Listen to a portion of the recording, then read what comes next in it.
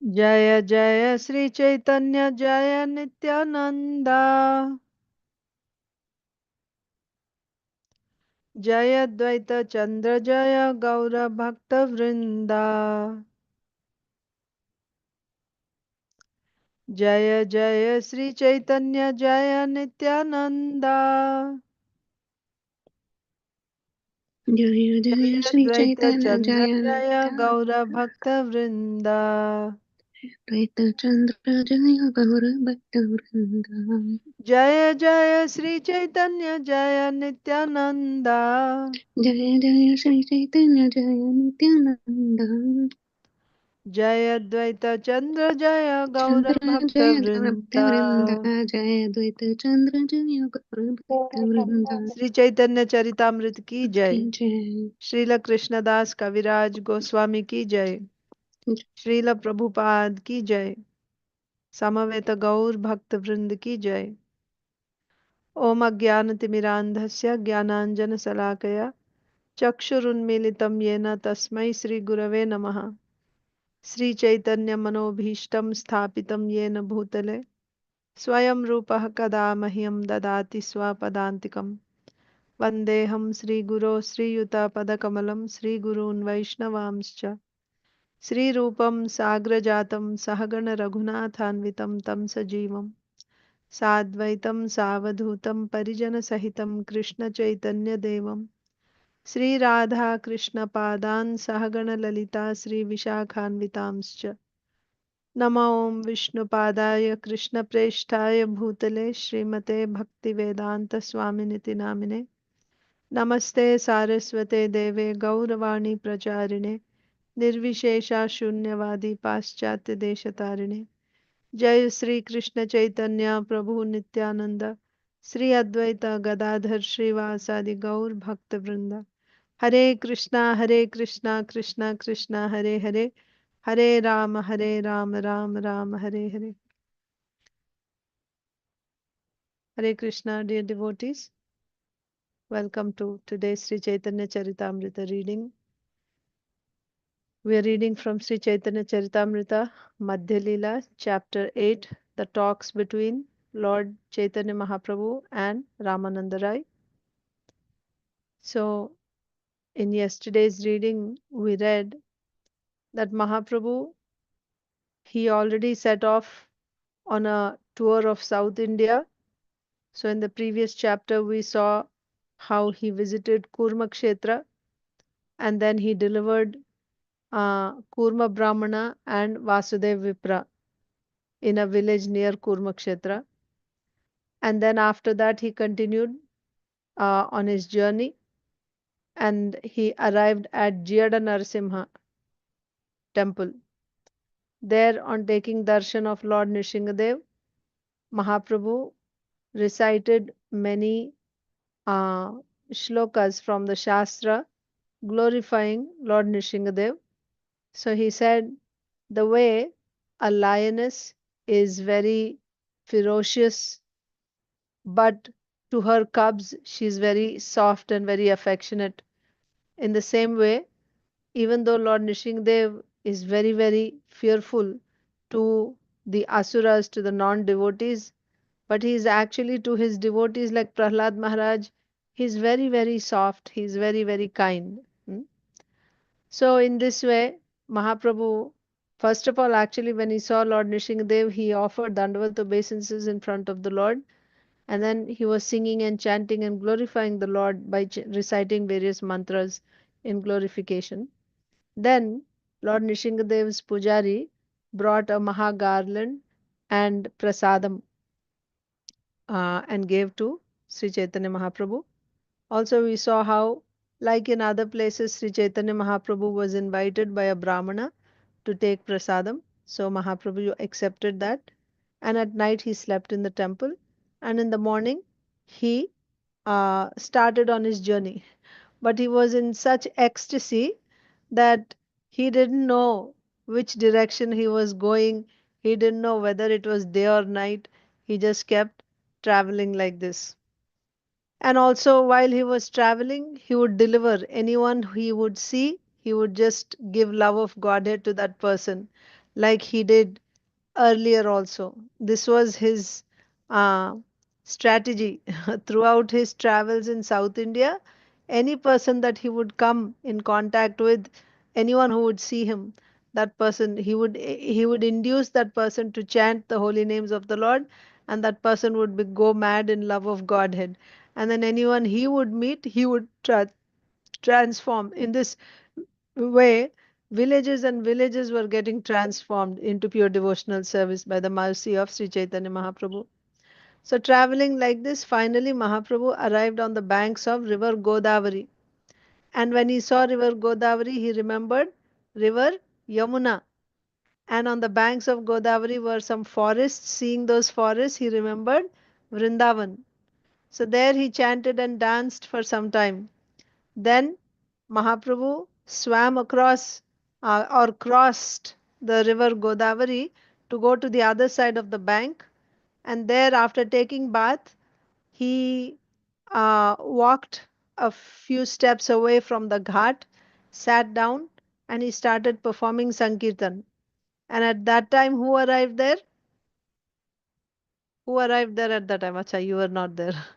Ramananda Rai arrived there at that time. How did he arrive? He was on his palanquin, surrounded by so many brahmanas and also with various musical instruments playing. And when he arrived, Mahaprabhu looked, mm, and all these Vedic brahmanas, they were chanting various mantras, and according to rituals, they performed, they were offering oblations, tarpan, to the forefathers. And Ramananda Rai was also taking bath in the river. And all this was accompanied by their chanting of mantras and playing of musical instruments. Mahaprabhu looked, and when he saw Ramananda Rai, the natural love between Sri Chaitanya Mahaprabhu and Sri Ramananda Rai. So, who is Sri Chaitanya Mahaprabhu? Chaitanya Mahaprabhu is Krishna. Ramananda Rai is Vishakha Sakhi. Chaitanya Mahaprabhu is also Srimati Radharani, and Ramanandra is Vishakha Gopi. So the natural love between the Lord and Vishakha Gopi, or between Srimati Radharani and Vishakha Gopi, that was awakened.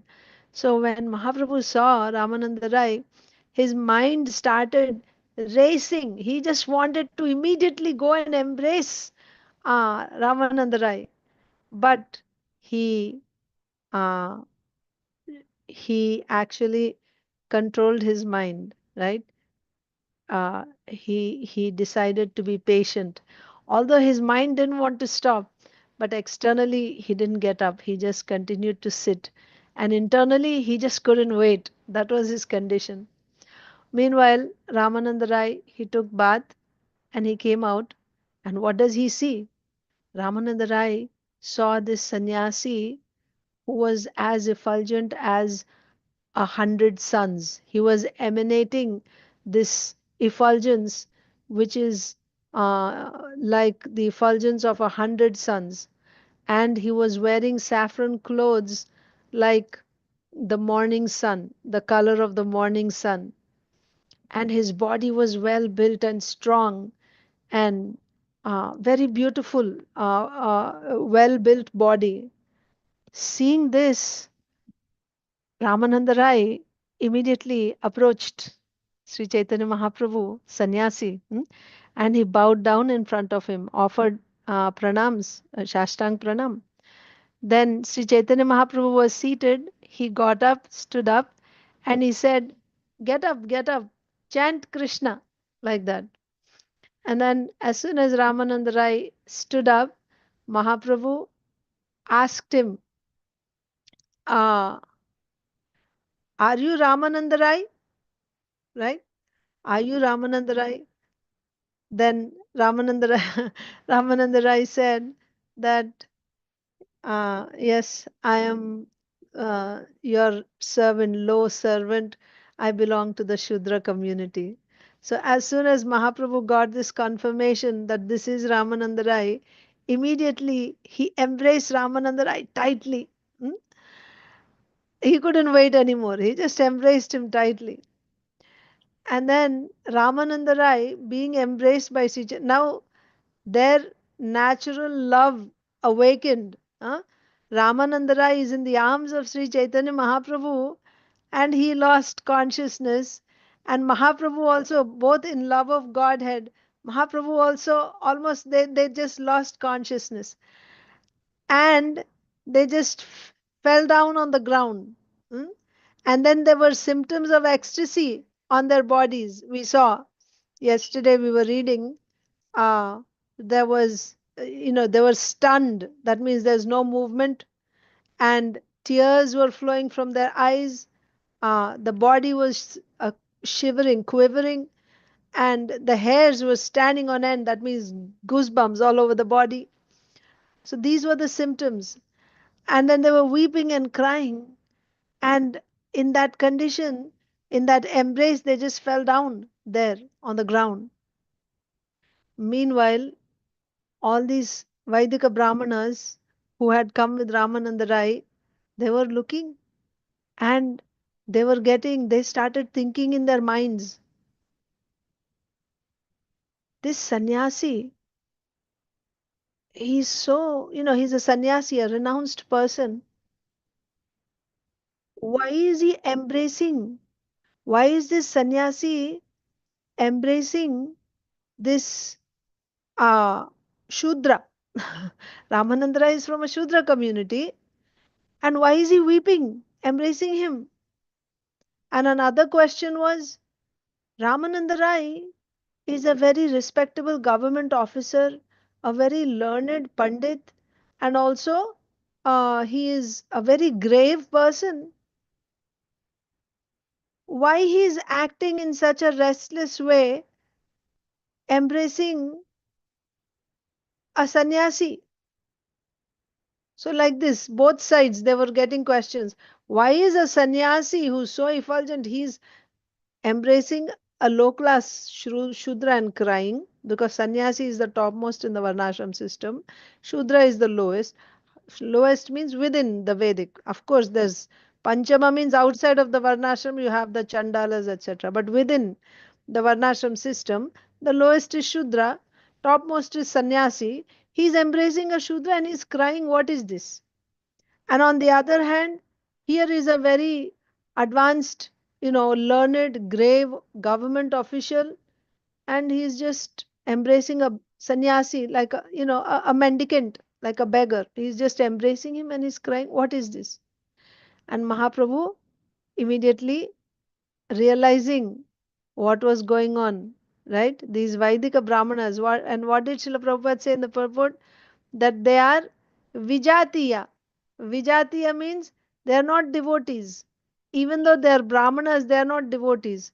They are not capable of understanding the love. What is the love between Sri Chaitanya Mahaprabhu and Ramananda Rai? Their love is the love of Golok Vrindavan Dham. This is spontaneous, right? Ragatmika bhakti. It's not understandable to common men. What to speak of those who are not devotees, how they will understand. So, seeing their confusion, realizing that, immediately Sri Chaitanya Mahaprabhu refrained himself. So, now we will see what happened after that. So, maybe quickly I'll see the translations. So we saw Srila Ramananda Rai saw Sri Chaitanya Mahaprabhu to be as brilliant as 100 suns. The Lord was covered by a saffron garment. He was large in body and very strongly built. His eyes were like lotus petals. When Ramananda Rai saw the wonderful sannyasi, he was struck with wonder. He went to him and immediately offered his respectful obeisances, falling down flat like a rod.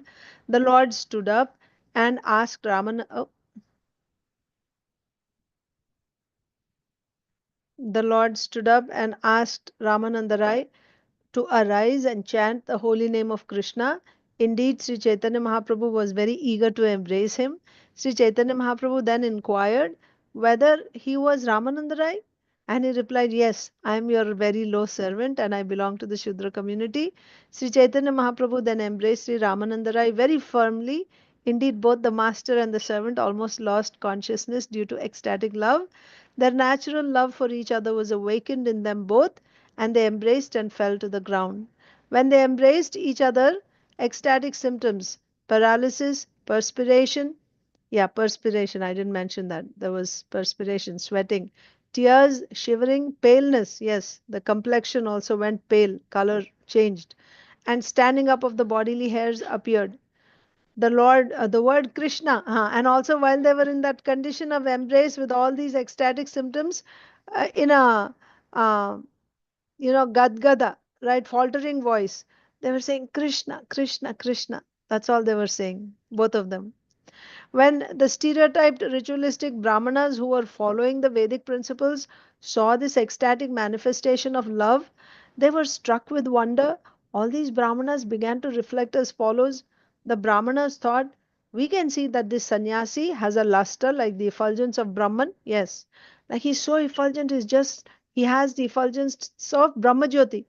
But how is it he's crying upon embracing a Shudra, a member of the fourth caste in the social order?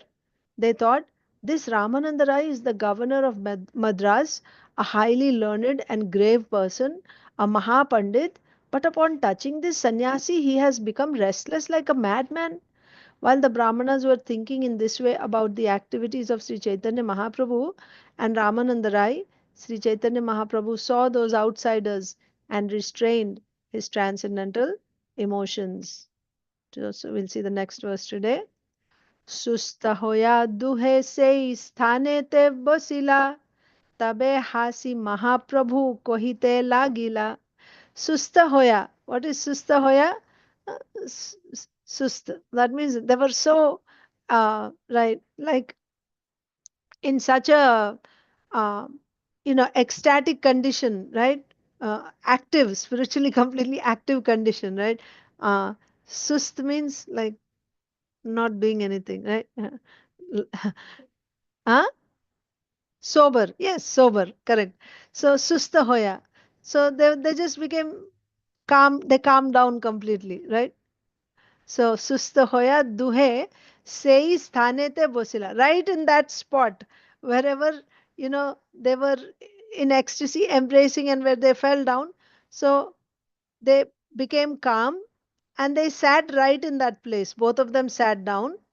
Tabe hasi Mahaprabhu kohite lagila. Then Mahaprabhu began to smile, and he smiled and he began to speak as follows. What did Mahaprabhu say? When they regained their sanity, Sustahoya means when they regained their sanity, they both sat down and Sri Chaitanya Mahaprabhu smiled and began to speak as follows. Mahaprabhu saying, Sarvabhauma Bhattacharya Kohila Tomara Gune, Tomare Milite More Korila Jatane. Sarvabhauma Bhattacharya Kohila Tomara Gune. If you remember, Sarvabhauma Bhattacharya, when Sri Chaitanya Mahaprabhu started off, asked for permission, first he wouldn't give permission. Finally, when he actually gave permission, he said, I have one request to make. You must meet Ramananda Rai. He is the governor. He's from, but don't ignore him thinking that he is from the Shudra community. He's such an exalted Vaishnava, but I could not recognize him before, previously, because I couldn't understand his exalted position at that time. I used to make fun of him, calling him a Vaishnava at that time. But now I understand how great he is. You will understand his glory only when you speak to him. So you must go and meet him, like this Sarvabhauma Bhattacharya had said. And of course, he said, I cannot, you know, uh, tell you to do anything, but this is my request, like that. So now, Sri Chaitanya Mahaprabhu is smiling and speaking to Ramananda Rai. What is Mahaprabhu saying? Sarvabhauma Bhattacharya Kohila Tomar Gune. Sarvabhauma Bhattacharya told me about your wonderful qualities. Tomare milite more korila jatane. Hmm? So he tried, uh, or he wants me to meet you. Let's see. He endeavored for our meeting. When they regained their acha, next next verse. Sarvabhauma Bhattacharya spoke of your good qualities and he made a great endeavor to convince me. Yeah. Tomare milite more korila jatane. He tried very hard. Jatan, right? He endeavored for what? To make me meet with you. He made a great endeavor to convince me to come and meet with you. And he told me about your wonderful qualities. Sarvabhauma Bhattacharya, yes, Mataji, Susta means tired, yes. सार्वभौम भट्टाचार्य कहिला तोमार गुणे तोमारे मिलिते मोरे कोरिला जतने. Sust in Hindi also. It's not exactly tired. Sust means not active, like just sitting there, like dull, like that. Not active. That's what sust means. Like yeah, you can say it kind of tired, like you're not very active, like that, like just like that, weak, like that. Okay. Toma mili bare more. Toma Toma মিলিবারে মোরা এথা আগমনা ভালো হইল অনায়াসে পাইলুম দর্শনা তোমা মিলিবারে মোরা এথা আগমনা. Why did I come here? I came here simply to meet with you. The whole purpose of my coming here was to meet with you. It's very good that without any endeavor I got your darshan. Hmm? I came here to meet you only. That was my purpose of coming here. And it's so wonderful that without any effort from my side, I got your darshan. তোমা মিলিবারে মোরা এথা আগমনা ভালো হইল অনায়াসে পাইলুম Darshana. Indeed, I have come here just to meet you. It is very good that even without making an effort, I have gotten your interview here. Darshan. Raya kohe sarvabhauma kore bhritya jnana paroksheh morahite hoya savadhana. Now Ramananda Rai is saying, Raya kohe sarvabhauma kore bhritya jnana paroksheh morahite hoya savadhana. So Sarvabhauma Bhattacharya, now Ramananda Rai is saying, Sarvabhauma Bhattacharya, uh, he knows uh, the servant, right? He knows, he is thinking about the servant. And paroksha, indirectly, he has, he is careful about doing some good to me. Mora hita. Hita means well wisher. So he is my well wisher. Hmm? He is trying to do some good to me, even though he is not here. Indirectly, he is arranging for my well-being. Sarvabhauma kore bhritya jnana paroksheha mora hite hoy savadhana. Ramananda Rai replied, Sarvabhauma Bhattacharya thinks of me as his servant. Even in my absence, he is very careful to do me good. Sarvabhauma kore bhritya jnana. That means uh, I am his servant. Okay. Sarvabhauma kore bhritya. So he's thinking. Jnana means he's thinking. Okay. He's thinking of whom? Of his servant. Who is his servant? I am his servant. Sarvabhauma kore bhritya jnana. Sarvabhauma is thinking about his servant. Who is that? Me. Ramananda Rai. So Sarvabhauma Bhattacharya is thinking about his servant. Paroksheha mora hite hoy savadhana. He is doing good to me. Paroksha. That means he is not directly present here, right? Uh, so he is not in front of my eyes, right? But although he is somewhere else, still, although he is not in front of my eyes, still he is thinking about my well-being. He wants to do something good to me.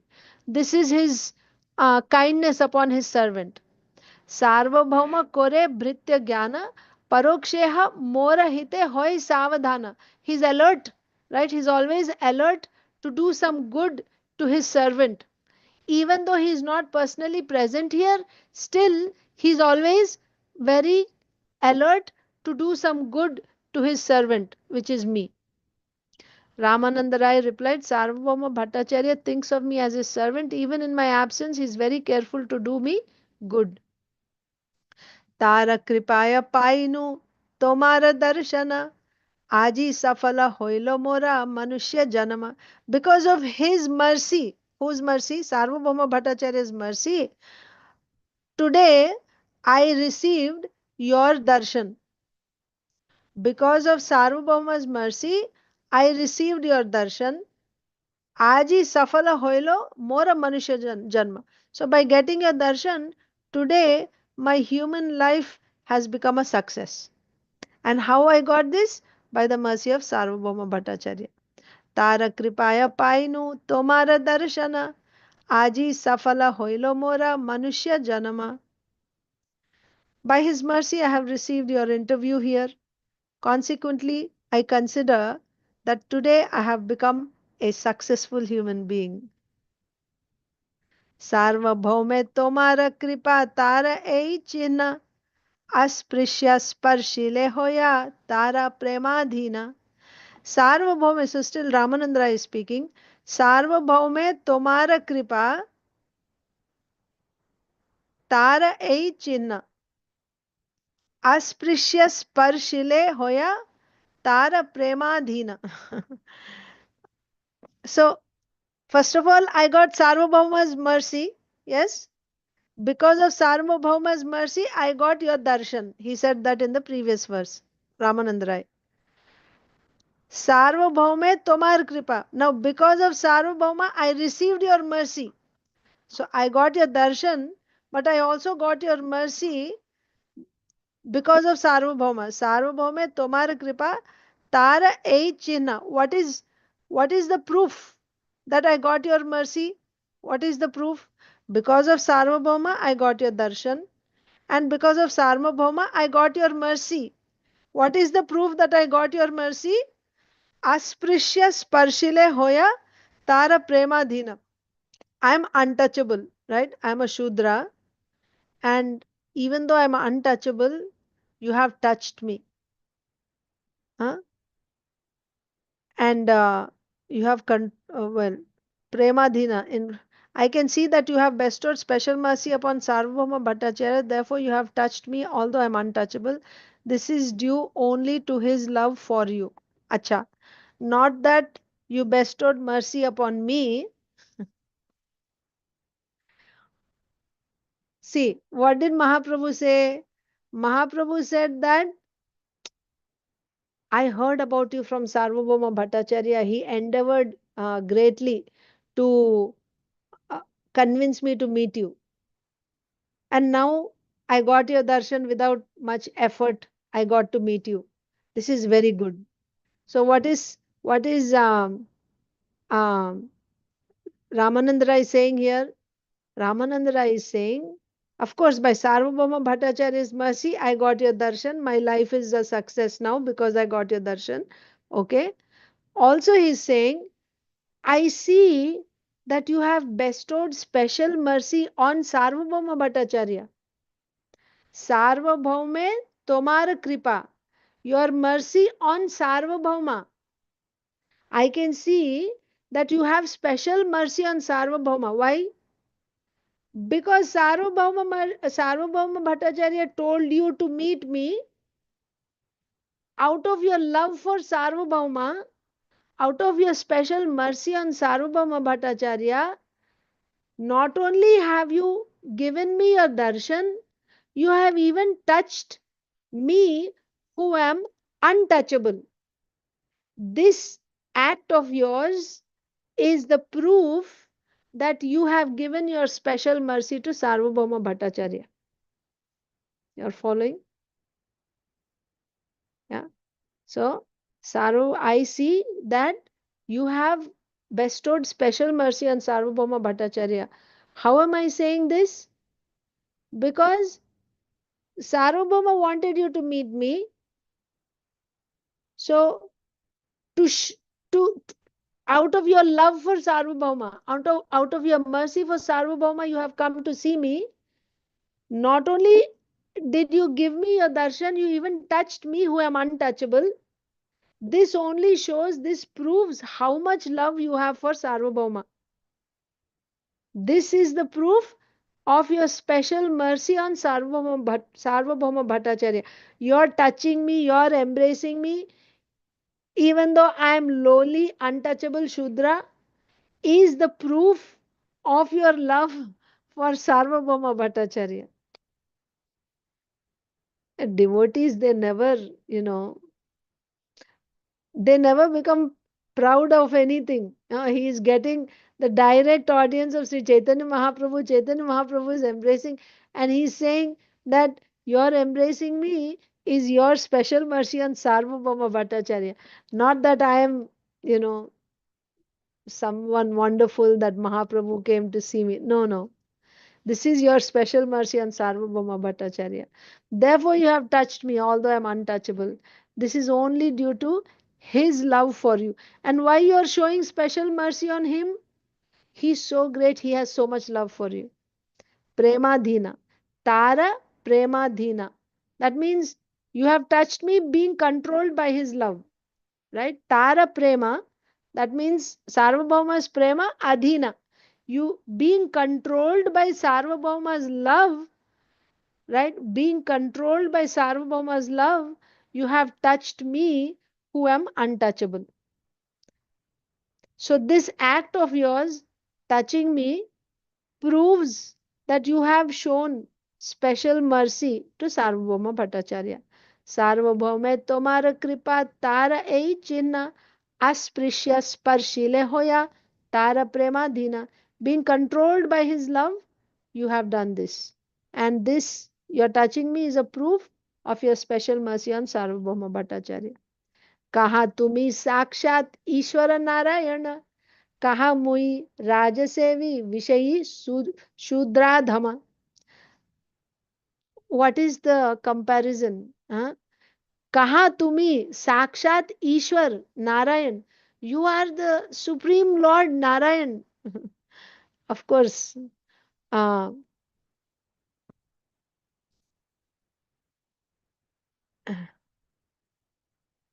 yeah. So Ramananda Rai is saying directly, you are the supreme Lord Narayan.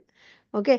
कहा तुम्ही साक्षात ईश्वर नारायण कहा मुई राजसेवी विषयी. Right? I am a servant of, I am a government officer, Rajasevi, Vishayi, right?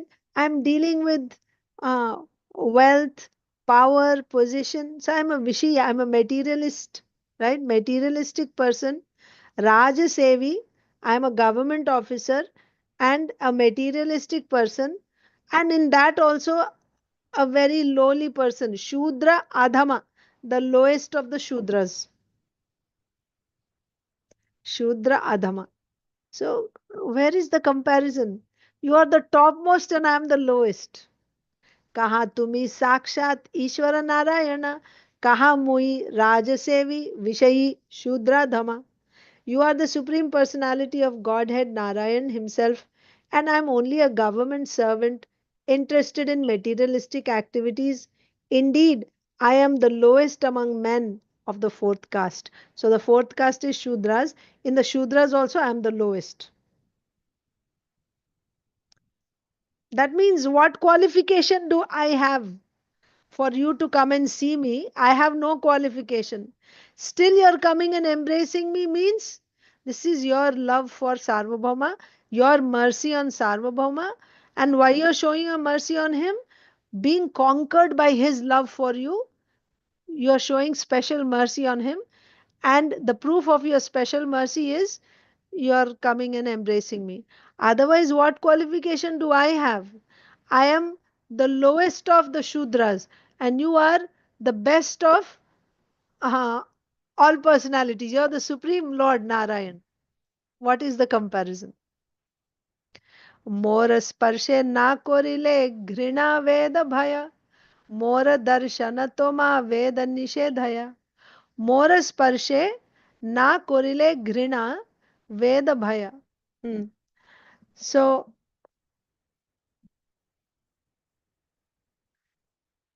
more sparshe na korile घृणा ved bhaya. More darshana toma vede nishedhaya. That means I'm so lowly, I'm so fallen, right? Let's read. You do not fear the Vedic injunctions stating that you should not associate with the Shudra, right? So the Vedas say don't associate with the Shudra, lowly people, right? More sparsha na korile grina. You don't hate, right? Grina. Grina means hatred.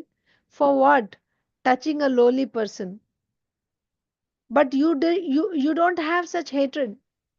Although the Vedas are saying you are not afraid of Vedic injunctions, the Vedas say that you should not touch a lowly person, a sinful person, lowly person. But you're not afraid of the Vedas injunctions. You don't hate, right? Touching me. Mora darshana toma veda nishedhaya.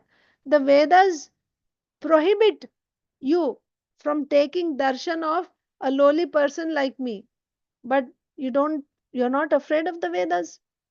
You do not fear the Vedic injunction stating that you should not associate with the Shudra. You are not contemptuous of my touch, although in the Vedas you are forbidden to associate with Shudras. So, this is your greatness. Hmm? Purport. In the Bhagavad Gita 9:32, the Lord says, Mam hi parthavya pashritya yepi syuh papayo nayaha striyo vaishyas tatha shudras tepi yanti param gatim. Mam hi partha vyapashritya. Anyone who takes shelter of me alone, mam hi, only me, right? Not this and me. No. Anyone who takes shelter of me exclusively, takes exclusive shelter of me alone. Yepi syuhu papayonayaha. Right? So whoever that person may be, he can be a papa yoni from a sinful birth, or can be a woman or a vaishya or shudra. So generally these classes are not considered very advanced. Striya, Vaishya, Shudra. But even that means even those who are not considered to be so advanced, and what to speak of Papa Yoni? Papa Yoni means sinful birth. That means below these also. Striya, Vaishya, Shudra, and even below that, all the Papa Yonis.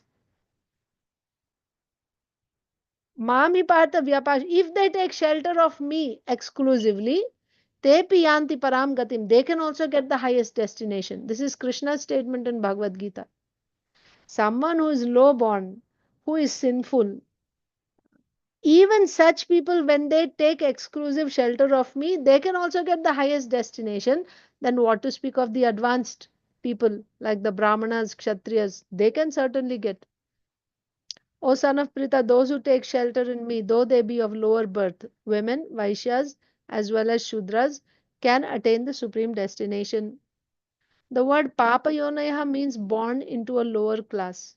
According to the Vedic system of classification, women, Vaishyas, and Shudras belong to a lower social order. A low life means a life without Krishna consciousness. High and low positions in society are calculated by considering a person's Krishna consciousness.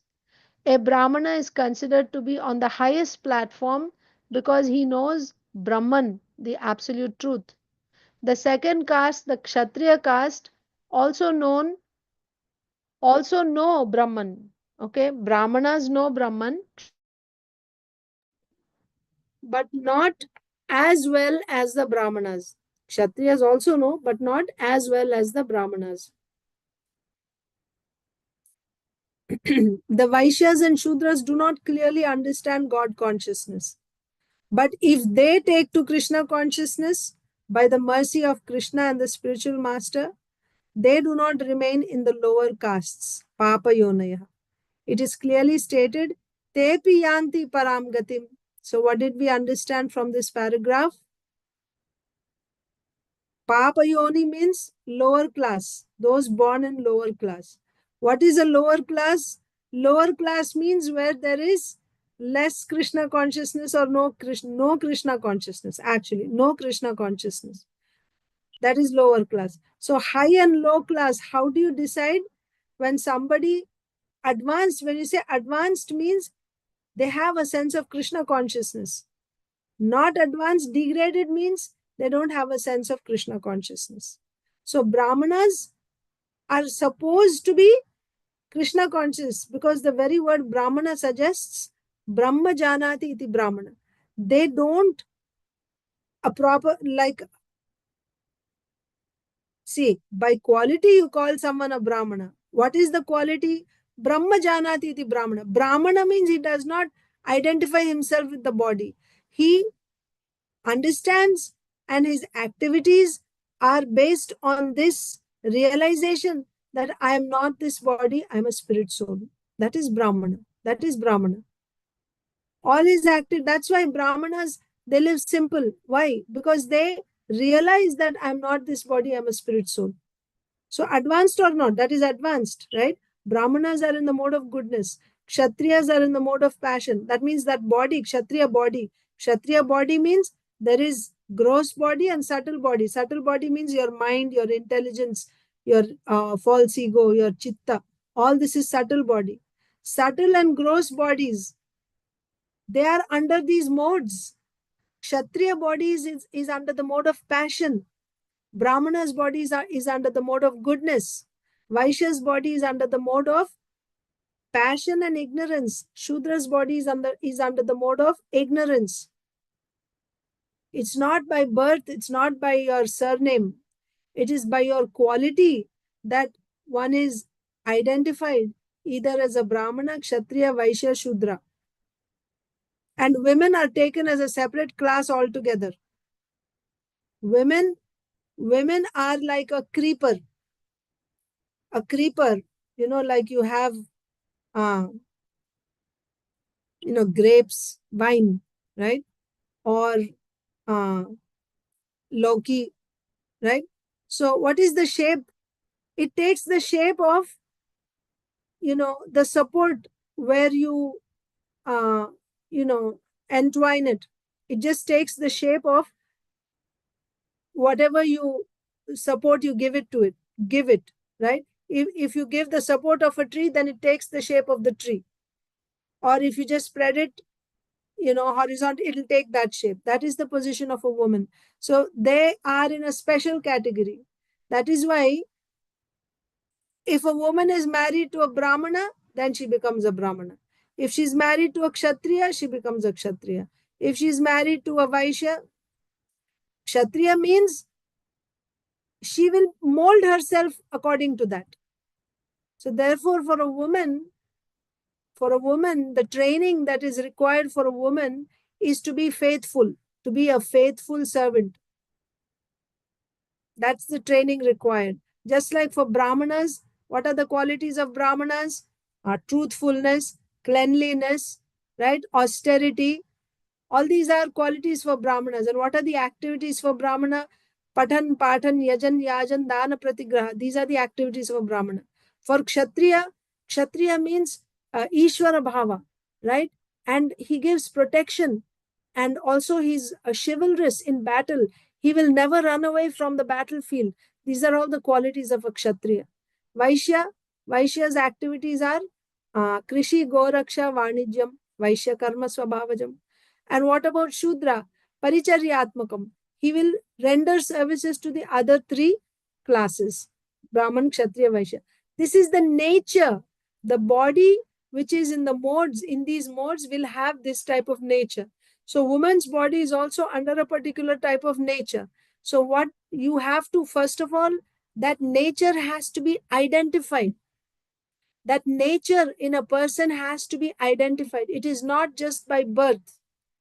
Even if you are born in a Brahmana family, still the Guru will actually identify you based on your quality. Samskaras are given.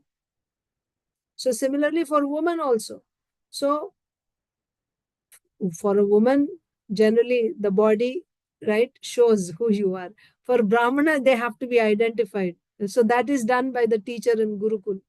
The Guru will identify, is this a Brahmana, is this a Kshatriya, Vaishya, Shudra, like that. The Guru will identify his nature, Swabhava. It's called Swabhava. It's there already.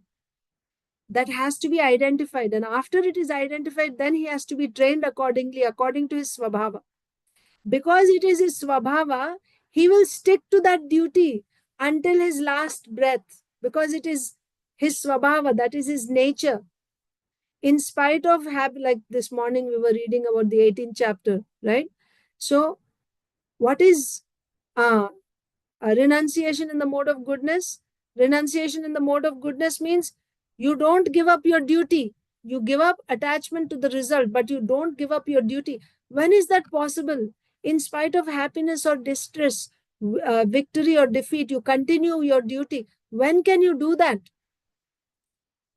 When it is your svabhava, when it is your nature, then you can do that. That is missing in today's society.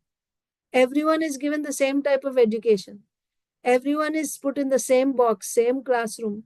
There's no question of identifying what is the nature, svabhava of the student. That's the scientific way of education. You should recognize what is the svabhava. And that is done by the guru in the Gurukula. And then based on that, education is given. Either he is trained as a Kshatriya, Brahmana, Vaishya, like that.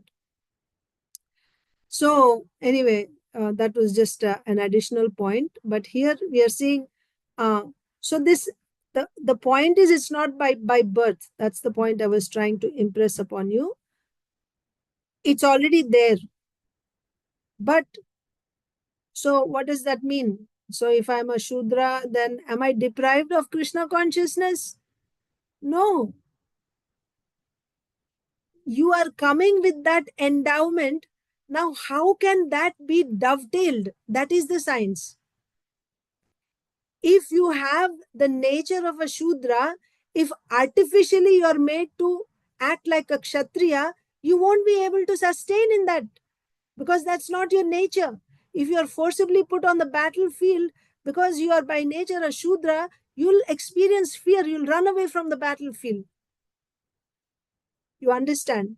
But by identifying your nature, if you are engaged according to your nature, now after your duty is given, now what you're supposed to do? Stick to your duty. Whether there is profit or loss, happiness or distress, just go on doing your duty. That's what Krishna was telling Arjun also. Arjun said, I won't fight. Krishna said, no. Even if you feel pain by killing your grandfather, by killing your guru, still as a Kshatriya, it's your duty. You do your duty. Why? Because when you perform your duty by tolerating happiness and distress that come in the course of performing your duty, it lifts you above the bodily platform. It brings you to the platform of the spirit soul. That means it's actually helping you advance in your spiritual life. That's the whole purpose of karma. Karma chodana. Jnanam gyayam parigyata. Isn't it? Trividha karma chodana. The purpose of doing your dharma is to realize that you're not this body, you're a spirit soul. So for that, first, what is your swabhava has to be identified. Then based on your swabhava, your duty has to be assigned. Now you have to stick to your duty. So for women, it is easy. For women, basically, before you get married, you are under the protection of father. After you are married, you are under the protection of husband. And when the husband takes sannyas, or if he passes away towards the end of her life, she's taken care of by her grown-up son. This is in general. So there will be some exceptional cases. You may say, what if she doesn't have son? Then son-in-law will be there. Some arrangement is there like that. But the point is, for a woman, she's like a creeper, right? So and then her duties are also assigned. If she does her duty, in spite of happiness or distress, if she continues her duty, being faithfully serving her husband, if she does that, simply by that satitva, by that being a chaste wife, she will get spiritual advancement. Simply by doing her duty faithfully, tolerating pains and pleasures, she will also make the same advancement which a Brahmana will make by doing his fire sacrifice and puja, or a sannyasi will make. She will make the same spiritual advancement simply by doing her dharma. Or a Shudra will make the same advancement by doing, let's say he's a potter. He will make the same spiritual advancement. How? Because this activity of holding on to your dharma in spite of happiness and distress, that is in the mode of goodness. And mode of goodness gives you knowledge. Sattvat sanjayate jnanam. When you are in the mode of goodness, that gives you knowledge. What knowledge? That I'm not this body, I'm a spirit soul. You'll actually realize this by holding on to your dharma. So that much is enough for that topic for today. So Papa Yoni means lower class. Lower class is decided how? Based on your Krishna consciousness. So those, a low life means a life without Krishna consciousness. High and low positions in society are calculated by considering a person's Krishna consciousness. A Brahmana is considered to be on the highest platform because he knows Brahman, the absolute truth. The second caste, Kshatriya caste, also know Brahman, but not as well as the Brahmanas. The Vaishyas and Shudras do not clearly understand God consciousness. But if they take to Krishna consciousness by the mercy of Krishna and the spiritual master, they do not remain in the lower castes, Papa Yoneha. It is clearly stated, Te piyanti param gatim. Krishna is only saying that, right? Te piyanti param. Even if you are the lowest, if you take exclusive shelter of Krishna, you can also get the highest destination. Unless one has attained the highest standard of life, one cannot return home back to Godhead. One may be a Shudra, Vaishya, or woman, but if one is situated in the service of the Lord in Krishna consciousness, one should not be considered Stri, Shudra, Vaishya, or lower than Shudra. Okay? If a person is actually Krishna conscious, now what do you mean by Krishna conscious? That also you should be clear, not lip service. Oh, now I got initiated, so I'm Krishna conscious. Not like that. Krishna consciousness means there's a definition. You are engaged 24/7 in direct devotional service to Krishna. Direct devotional service means Shravanam, Kirtanam, Vishnu Smaranam, Pada Sevanam, Archanam, Vandanam, Dasyam, Sakyam, Atma Nivedanam, like this. 24/7, you are endeavoring to do only devotional service. You are not endeavoring to do anything else. This is direct, and that also you're doing only for the pleasure of Krishna. And that bhakti is not interrupted by any other activity. That is pure devotional service. Like that. Now, if somebody is on that platform, is Krishna conscious, then will you say, no, this is a woman, or this is a Shudra, this is a Vaishya? No, it's an offense to say that. That person is a Shuddha Bhakta, is a Vaishnava. But if you're not on that platform, then still you have, right? Either you're Brahmana, Kshatriya. That means you still have that Svabhava which you have acquired from the modes. Modes, material modes. We have that Svabhava. Then what should we do? Practice Krishna consciousness and cultivate your faith in Krishna consciousness while doing your dharma according to your Svabhava in the mode of goodness, so that you will realize that you are a spirit soul, you are not this body, and also you will be developing your faith by hearing from Bhagavad Gita. When you get full faith, then you will also come to the standard of pure devotee, 24/7, doing direct devotional service. Until then, yes, we still have designations. But if you are already in pure devotional service, then you cannot call that person Shudra, woman, or Vaishya. No. One may be a Shudra, Vaishya, or woman, but if one is situated in the service of the Lord in Krishna consciousness, one should not be considered Stri, Shudra, Vaishya, or lower than Shudra. Though a person may be from a low-born family, if he is engaged in the Lord's service, he should never be considered to belong to a low-born family. For example, you have Tukaramji Maharaj, right? So he was considered to be he's a Shudra by social customs, but he's a Shuddha Bhakta. He is a Mahabhagavad devotee. Now, if somebody thinks he's a Shudra, it's an offense. It's an offense. So, even though a person may be from a low-born family, if he is engaged in the Lord's service, he should never be considered to belong to a low-born family. The Padma Puran forbids, Vikshate jati samanyat sa yati narakam dhruvam. A person goes to hell quickly when he considers a devotee of the Lord in terms of birth.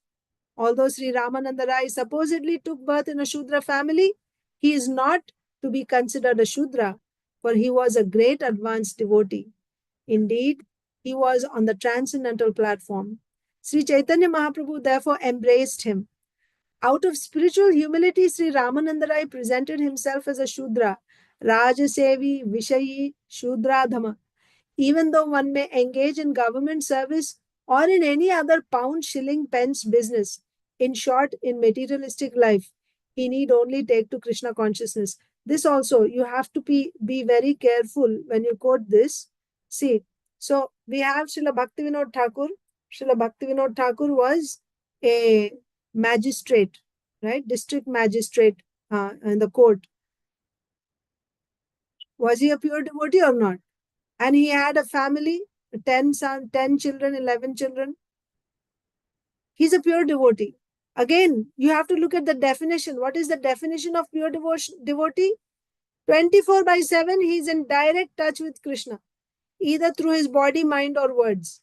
His mouth is always chanting Krishna's name, or in his mind is constantly thinking of Krishna, or with his body he's engaged in direct devotional service to the Lord.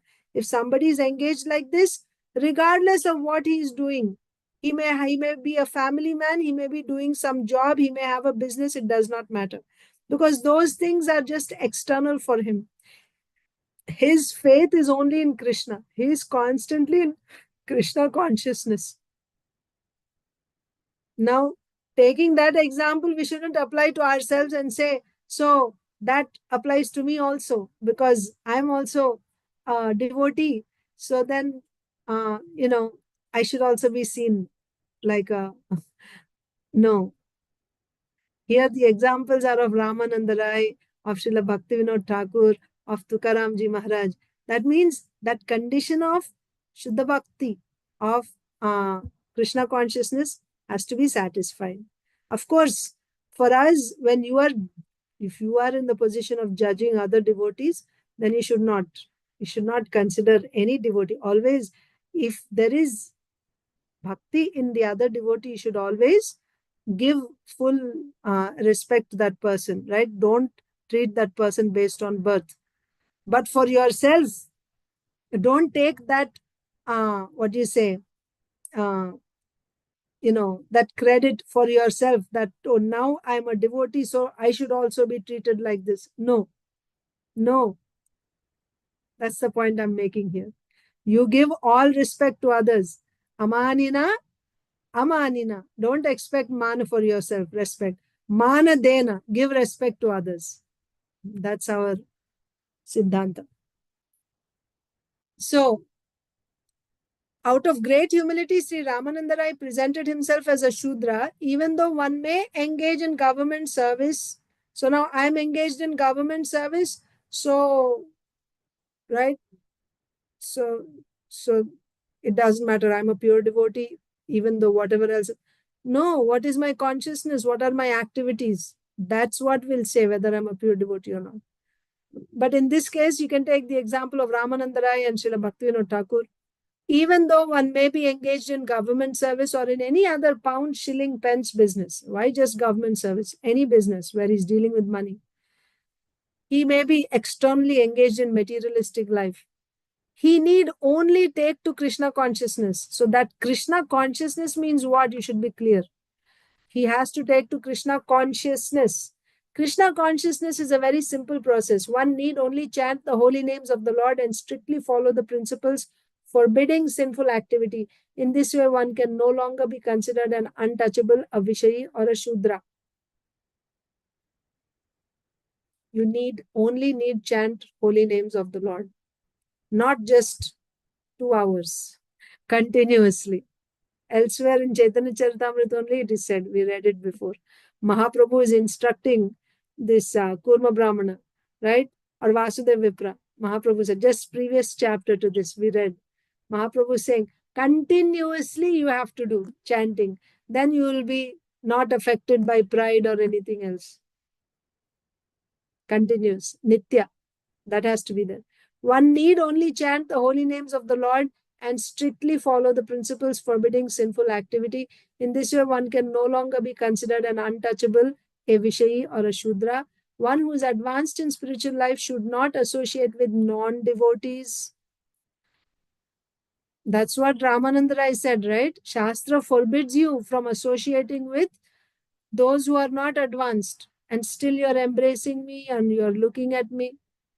So one who is advanced in spiritual life should not associate with non-devotees, namely men in government service and men engaged in materialistic activity for sense gratification or in the service of others.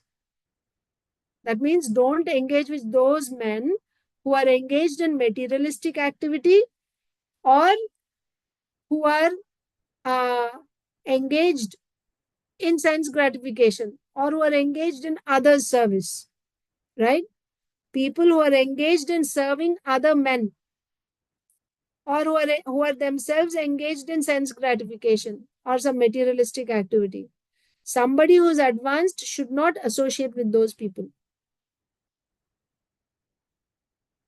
Such men are considered Vishayi, materialistic. It is said, Nishkinchanasya Bhagavad Bhajanonmukhasya Param Param Jigamishor Bhavasagarasya Sandarshanam Vishayinam Atha Yoshitamcha Ha Hanta Hanta Vishabhakshanato Pyasadhu Asadu. A person who is very seriously engaged in cultivating devotional service with a view to crossing the ocean of nescience and who has completely abandoned all material activities should never see a Shudra, a Vishaya, or a woman. Vishayi, okay? Vishabhakshanatopi asadu. Sri Caitanya Chandrodaya Nataka. So here, Sri Chaitanya Mahaprabhu is that person. So Ramananda is saying that you are an advanced person, you are a sannyasi. For a sannyasi to associate with a Shudra is forbidden in the Shastra. You are not afraid of that. You are embracing me. Like that, Ramananda is saying. So then Srila Prabhupada is explaining in the purport, out of humility, Ramananda is saying, but who is Ramananda Rai? He's such a great Vaishnava. Mahaprabhu's mind is racing. As soon as he saw Ramananda Rai, his mind is racing to go and embrace Ramananda Rai. So he's not a Vishayi, materialistic person. He's not a Shudra. He's a pure devotee. A pure devotee, you should never see a pure devotee as a Shudra, as a woman or anything. No. So like that. So we will end here today. We went way over time, but I had to complete the whole purport. So does anyone have any questions on what we discussed today?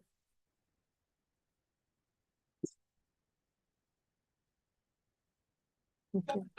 Hare Krishna, Mataji. Yes, Mataji. Please accept my humble obeisances. What a wonderful class and a very absorbing pastime. Mataji, I was just curious about one thing, that even if a woman becomes a Vaishnavi or if she is exalted, even then she was not given the right to study the Vedas. So it's not like that. Actually, the thing is, if you're saying she's a Vaishnavi, what is the conclusion of the Vedas? The conclusion of the Vedas is to become a devotee. So if you are a Vaishnavi, that means you have already studied all the Vedas. You have completed that already. So if you are in college, there's no point of going back and studying high school. So somebody who has come to the point, so see, pure devotional service means the qualification to begin pure devotional service is you should get full faith, Dhrida Shraddha in the Supreme Lord. What is that Dhrida Shraddha? That Krishna is only the Supreme Lord. My identity is I am a part and parcel. I am meant to serve Krishna. Then all my other duties are immaterial. Yes. My only duty is to render devotional service to Krishna. When someone gets this type of firm conviction, that's when he can do pure devotional service. That means 24/7, that will drive him to do only bhakti, not any other activity. So this firm faith, what is the definition of this firm faith? It is called Shastrartha Vishwasa. That means Shastrartha Vishwasa means believing in the conclusion of Shastra. So the conclusion of Veda is what? The conclusion of Veda is surrender to Krishna. Krishna, yes. So if somebody has become a Vaishnavi, she has surrendered to Krishna, she already crossed that stage. She understood the conclusion of Shastra. So there is no point now in saying that whether you are qualified or not qualified. You have crossed that stage already. Okay. Why would she even want to read at this point? Now she would want to do only direct devotional service to the Lord. Yes. I got the point. But then Mataji, I mean, I understand if she is a Vaishnavi, she cannot study the Vedas. But other than that, women were not given the chance to study the Vedas, or because there were women like Gargi and Maitreyi. I mean, that's what I've heard. She can study if she is the wife of a Rishi. Brahmana. Okay. Because by serving a Brahmana, as I told you, she's like a creeper. So she's the wife of a Brahmana. So she will also have the, by serving her husband, she will also know the Vedas like that, as much as required.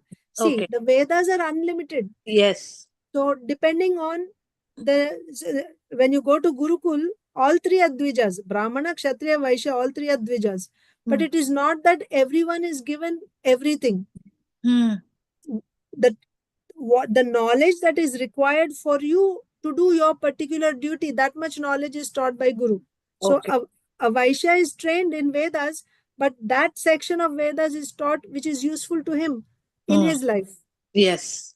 So similarly, a Brahmana's wife, Brahmani, will also know. She will know what she needs to know. Okay. Like that. Thank you so much, Mataji. Thank you for your wonderful time and for your wonderful class. And it's a pleasure joining you every day. Thank you so much, Mataji. Thank you for Hare joining. Krishna, Mataji. Danvat pranams to you. Hare Krishna. Okay.